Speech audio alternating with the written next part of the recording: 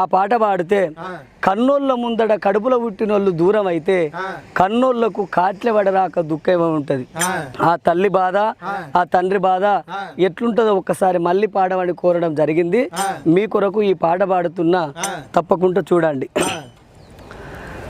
తెల్లనమ్మ మల్లె పువ్వా ఎర్రని మందారమా తల్లి కనకాంబరమా నా మాట మన్నించమ్మా నా కొడుకు పూజకు మీరు వస్తారా